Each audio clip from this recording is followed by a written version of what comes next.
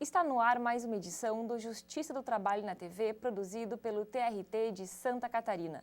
De acordo com pesquisa feita pelo IBGE, pouco mais de 3 milhões de crianças e adolescentes trabalham em situação precária e informal, e cerca de 80% deles poderiam estar no programa Menor Aprendiz, caso as empresas cumprissem a legislação. E para saber mais sobre a lei da aprendizagem e como ela pode ajudar no combate ao trabalho infantil, nós convidamos a auditora fiscal Luciana Xavier de Carvalho, chefe do setor de saúde e segurança do Ministério do Trabalho. Auditora Luciana, seja bem-vinda em nosso programa. Muito obrigada, é um prazer estar aqui. Santa Catarina é o quarto estado do país com maior número de crianças e adolescentes trabalhando de forma irregular. Quais são as atividades onde mais ocorre o trabalho infantil? Bom, primeiro só para a gente dar, para situar quem está nos ouvindo, né? No mundo hoje acredita-se que temos aproximadamente 168 milhões de crianças e adolescentes no trabalho. É um número absurdo. Se todas essas crianças e adolescentes estivessem em um país, seria o 7º país mais populoso do mundo, né? Em Santa Catarina nós estamos hoje amargamos essa 4ª posição. Acredito que um pouco é em função da colonização europeia, porque a maior parte desse trabalho está concentrado no campo, 45%, e as propriedades rurais, como são menores, e a família com a necessidade de utilizar desse trabalho, da ajuda dos filhos para conseguir sobreviver, né? Por isso, um número maior no campo e um número maior em Santa Catarina. Mas nós encontramos fora do âmbito rural também muitos menores trabalhando em mercados, trabalhando em confecções, trabalhando em lavações, em olarias, é o que a gente mais encontra. Bom, diante disso, o Tribunal Superior do Trabalho, em parceria com o Ministério Público do Trabalho e também com o Ministério do Trabalho, vem promovendo campanhas em prol da aprendizagem. Eu gostaria que a senhora falasse um pouquinho, então, o que significa exatamente a Lei da Aprendizagem. Bom, a Lei de Aprendizagem, ela é um contrato, ela está prevista na CLT e depois há um regulamento que vai discriminar toda a questão da aprendizagem. E ela é um contrato especial, por escrito, com o objetivo de educar e preparar, qualificar o jovem, que vai de 14 a 24 anos, sem esse limite de idade para a pessoa com deficiência, para o mundo do trabalho. Então, é um contrato que, na minha opinião, é aquela forma de a empresa capacitar a sua mão de obra, de moldar e preparar esse jovem e também para a sociedade tem a vantagem de, pelo contrato, ter algumas regras, como, por exemplo, ele está frequente na escola, né? E isso colaborar também com a sociedade. E o que separa exatamente a Lei da Aprendizagem do trabalho infantil? Bom, acho que um mundo separa as duas, né? A aprendizagem, ela, no meu ponto de vista, é a melhor forma de nós combatermos o trabalho infantil. Porque foi visto através de pesquisas que a grande parte desse trabalho infantil no Brasil, especialmente em Santa Catarina, é de jovens já em idade para estarem nas empresas como aprendizes, já se qualificando. Então, é um mundo de distância. Bom, a senhora mencionou antes, tem algumas vantagens para as empresas, mas mesmo assim, com essas vantagens e sendo obrigadas as empresas a participarem, elas não cumprem as cotas de aprendizagem. Só para ter uma ideia, em Santa Catarina, por exemplo, cerca de 700 empresas se enquadram na lei de aprendizagem, o que representa um total de 52 mil vagas disponíveis, mas só apenas 38% delas são ocupadas. Por quê? Eu vou dar um dos grandes motivos, é a falta hoje de fiscalização. Em virtude do número reduzido de auditores fiscais do trabalho, hoje no Brasil nós temos mais de 1.000 cargos para auditor fiscal do trabalho criados por lei, vagos, e acredito também que precisamos aumentar as parcerias, como essa que você relatou há pouco, essa tentativa do Ministério do Trabalho aqui, o Ministério Público do Trabalho, a Justiça do Trabalho, com as entidades qualificadoras, com toda a sociedade, debatermos e criarmos mecanismos para facilitar o cumprimento da lei e que essa lei não seja cumprida apenas no âmbito quantitativo, não é só contratar esse jovem, mas realmente qualificar esse jovem. É porque a sensação que dá é que as empresas basicamente ignoram a legislação, né? Bom, a gente tem muitos casos, eu estou chefe aqui em Florianópolis, pouco mais de um ano, e nós tivemos ano passado e no começo desse ano, além de uma questão orçamentária bastante complicada, agora estão chegando os recursos, então aquelas empresas descumpridoras ou onde o jovem está em situação de informalidade, geralmente não estão nos grandes centros, estão já à margem em cidades menores e a gente não consegue alcançar. E a outra é essa facilidade que eu tenho visto a intenção aqui no Estado de articulações, de sermos melhor, trabalharmos melhor de forma conjunta para a gente conseguir identificar os problemas e fazer essa colocação e dar continuidade ao trabalho, né? Uhum. Só para ficar mais claro, as empresas que têm de cumprir essa legislação, existe uma certa cota e um percentual. Qual seria exatamente? Primeira coisa, uma empresa, para ela ter certeza se ela tem necessidade de cumprimento da cota, ela pode ir ao site do Ministério do Trabalho e ela vai jogar ali o CBO, que é a Classificação Brasileira de Ocupações. Dentre essas atividades, nós pegamos de 5% a 15%, então um percentual mínimo e um percentual máximo, para que também não haja substituição de seus trabalhadores por trabalhadores aprendizes. Então é preciso observar tanto o limite mínimo de 5%, quanto o limite máximo de 15%. Então, para a gente não alcançar mais do que os 15%, essa empresa teria em funções que exigem formação profissional, pelo menos 7 funcionários, 7 empregados. Ou empresas que têm menos que isso, infelizmente, não podem participar do programa. Não. Bom, e existe alguma penalidade para as empresas que não cumprem a legislação? Sim. No Ministério do Trabalho, né, no âmbito do Executivo, nós temos a autuação, é uma medida administrativa, uma auto-infração, onde o auditor verifica o descumprimento da norma. Infelizmente, o valor dessa multa é bastante baixo e ele tem um limite máximo. Então, o mais importante, como já falei várias vezes, a articulação com os parceiros, principalmente o Ministério Público do Trabalho, para que quando houver essa reiteração de descumprimento, eles possam entrar com as ações civis públicas perante o judiciário. É importante, então, destacar as vantagens para as empresas em participar do programa, né? Nossa, Letícia, são inúmeras. Eu acho que se as empresas conhecessem, dessem essa oportunidade de conhecer o aprendiz, elas se encantariam e aí nós teríamos que realmente verificar o cumprimento da cota máxima, porque ela vai estar qualificando. Hoje uma grande crítica do empresariado é a falta de mão de obra qualificada, então ela vai qualificar e ela tem algumas vantagens também em termos financeiros. O valor pago para fins de FGTS é só de 2%. Ao fim desse contrato, a empresa rescinde o contrato sem pagamento de multa, sem a necessidade de pagamento do aviso prévio. Então, há uma série de motivos, tanto financeiros, quanto da qualidade do trabalho, que ela vai melhorar, porque vai moldar esse jovem, né? São inúmeros. Agora eu queria falar um pouquinho sobre os requisitos para adolescente participar do programa. Quais são? Bom, o adolescente ele pode participar a partir dos 14 anos, então vai de 14 a 24 anos, sem esse limite de idade, como eu já disse antes, as pessoas com deficiência, e ele tem que estar, se ainda cursando o ensino fundamental, matriculado na escola e participando de um curso de aprendizagem em uma qualificadora, que é preferencialmente do sistema S. E como é que funciona essa ponte entre o adolescente que quer participar do programa e a empresa? Bom, isso novamente a gente vai entrar na questão da articulação, porque a legislação diz que é obrigação das empresas matricularem esses jovens, preferencialmente no Sistema S, que são os Serviços Nacionais de Aprendizagem, e, posteriormente, não havendo condições, nas entidades sem fins lucrativos, que são qualificadoras de aprendizes.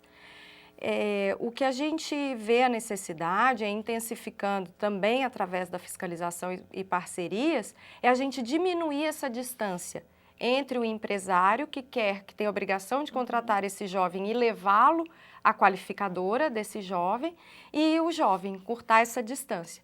Então, aquele jovem que tem esse desejo, a primeira coisa, eu sempre acredito na comunicação. Ele tem que comunicar isso, comunicar a sua família, comunicar a sua professora, comunicar a direção da escola, procurar uma unidade do Ministério do Trabalho, tentar também procurar, se houver, né, uma unidade do Sistema S para qualificar, procurar uma dessas entidades. Bom, de acordo com a legislação, o menor aprendiz tem um contrato de trabalho especial. Quais são as vantagens desse contrato? Bom, para ele, essas vantagens também são bastante significativas, porque ele tem um caráter educativo.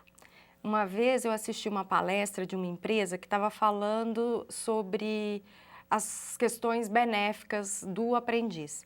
Só que o setor de RH já queria contratar aquele aprendiz que soubesse uma língua, que soubesse utilizar o computador, que se vestia bem. E a ideia da legislação é alcançar aquele em situação mais vulnerável, preferencialmente.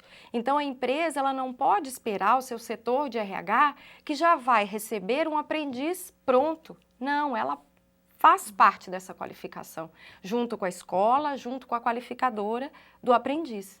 E, além disso, o menor aprendiz que ingressa nesse programa, ele também tem alguns direitos trabalhistas, como carteira assinada. Isso. O contrato de aprendizagem, ele é um contrato de trabalho. Então, ele tem a sua carteira assinada, aquele prazo vai contar para todos os fins, aposentadoria e etc. Então, é um contrato regular de trabalho, mas com esse caráter especial, que é o caráter educativo, né? A ideia é que ele seja bom, tanto para a empresa, que vai qualificar a mão de obra, quanto para esse jovem que vai sendo moldado, né? Eu lembro aqui eu sou formada em Direito, e um dia pediram no escritório que eu estagiava para eu dar um visto em um processo, em uma secretaria. Eu peguei aquilo, e olha que não era menor mais, e escrevi visto. Então, até questões assim bem básicas, o aprendiz aprende como se portar, como falar ao telefone, e etc. E quanto à jornada de trabalho, qual que é a limitação diária, né, para esse menor aprendiz? Porque além de ele cursar o ensino médio, ele também tem que participar de um curso técnico, né? Bom, a jornada dele máxima é de 6 horas, desde que ele não tenha terminado ainda um ensino fundamental. Se ele já tiver terminado o ensino fundamental, essa jornada pode chegar às 8 horas. Proibida qualquer compensação de jornada ou qualquer hora extra. Proibido para o aprendiz. E naquelas situações em que ele cursa, faz a parte teórica numa qualificadora, a parte prática se soma à teórica para nós chegarmos nessa jornada de 6 ou 8 horas. Então, não acontece dele passar um turno na escola, um turno na qualificadora e um turno na empresa. Não. Esse período que ele passa na qualificadora e na empresa, isso é somado. Então, ele consegue conciliar perfeitamente os estudos com o Sim, trabalho. e havendo qualquer prejuízo nos estudos, isso tem que ser informado pelo monitor dele da empresa, com aquela qualificadora do aprendiz, porque uma das situações de rescisão do contrato de aprendizagem é se houver insuficiência da frequência à escola ou insuficiência em relação às notas dele. Não pode nunca prejudicar o estudo.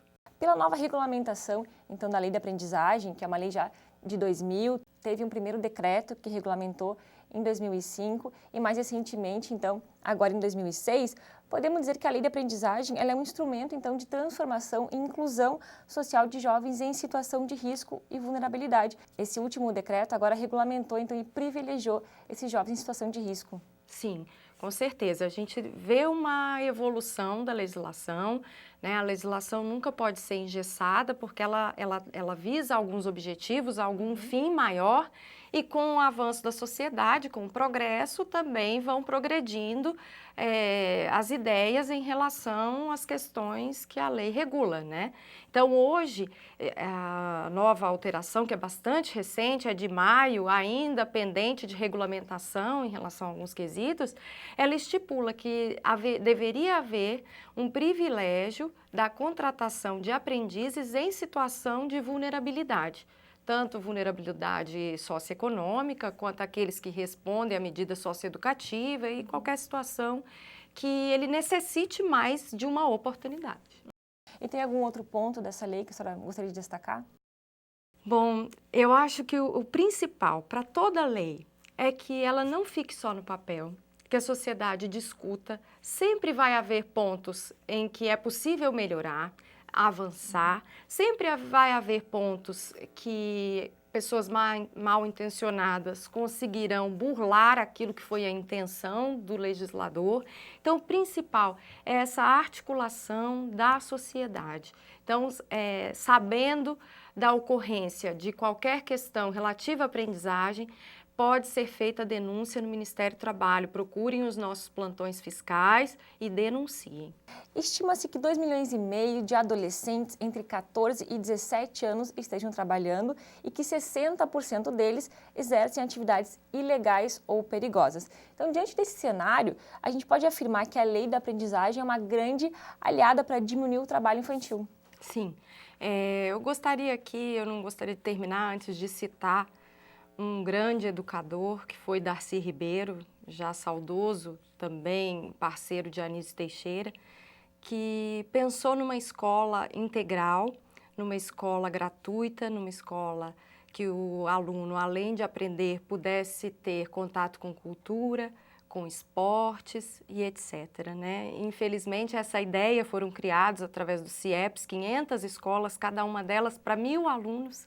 Eu espero que essa ideia ainda floresça novamente no Brasil, mas até nós chegarmos nesse ideal, vamos trabalhando então com a aprendizagem. O que você falou é bastante significativo.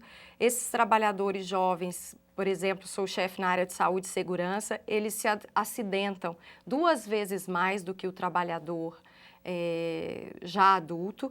Os equipamentos de proteção individual não foram pensados para esse jovem. A jornada de trabalho, não sabemos ao certo o impacto que ela pode causar a esse jovem. Então, a lei de aprendizagem, ela veio para resgatar esse jovem, para tirá-lo dessas condições de trabalho perigoso, de trabalho que não é aquele regido pela CLT e pela legislação. Então, ela é uma forma de resgate desse jovem. Vamos trabalhar com a lei de aprendizagem.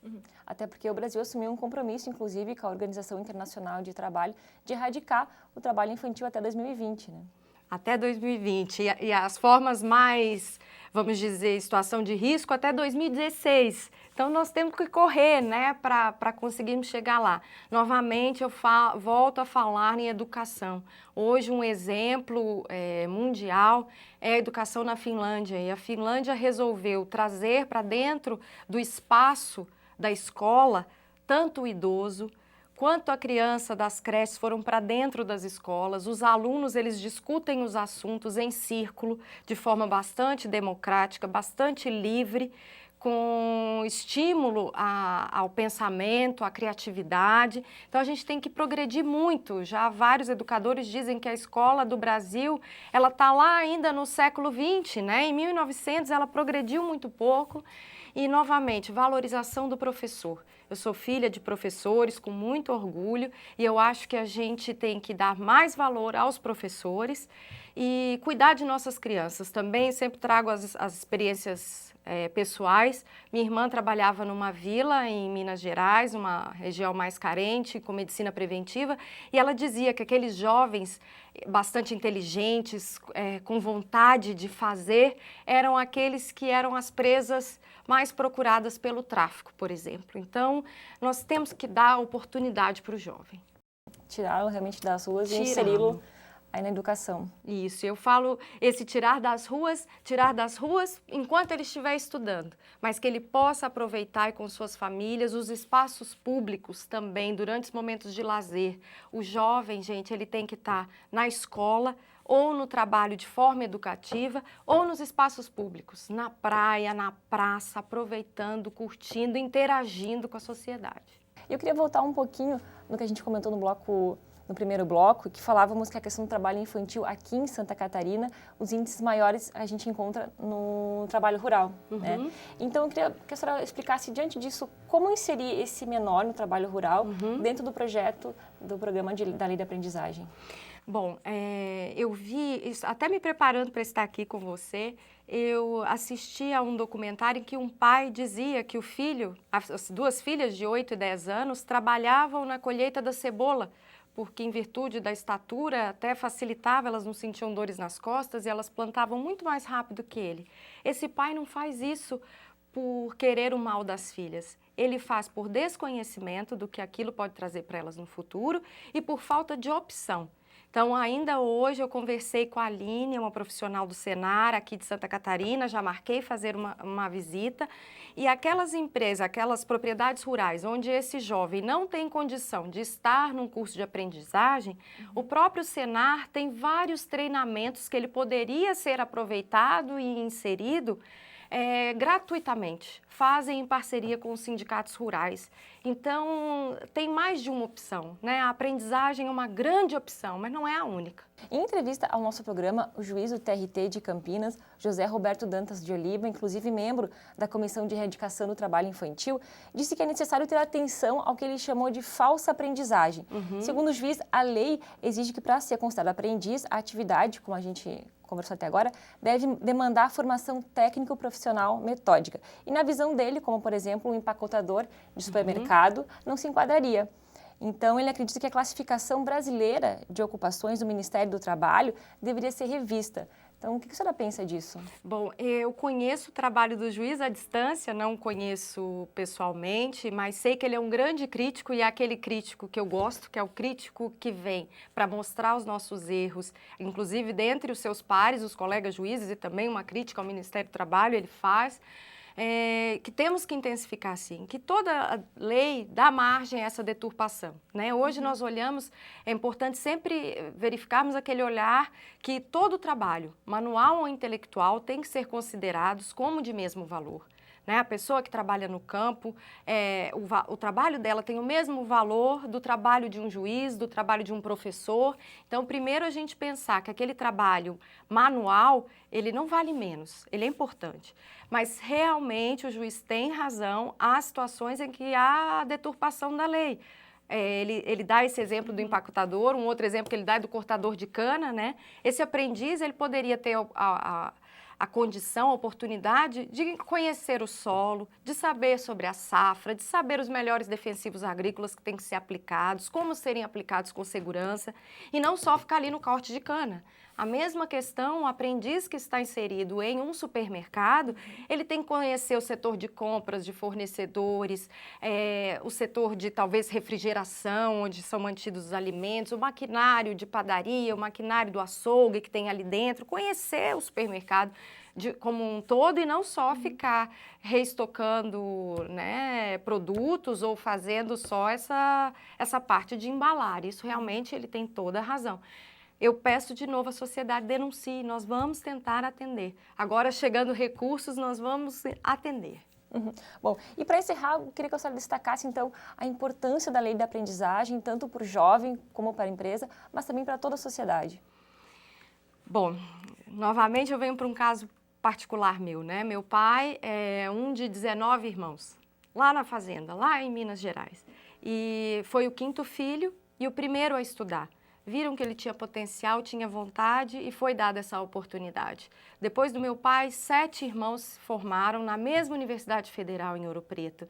Então, o estudo é importantíssimo e um dos grandes mecanismos que nós temos para possibilitar que o jovem continue estudando e que, ao mesmo tempo, ele consiga se qualificar, compreender o mundo do trabalho, de forma que ele tenha retorno financeiro e também um retorno para o futuro dele, é a lei de aprendizagem.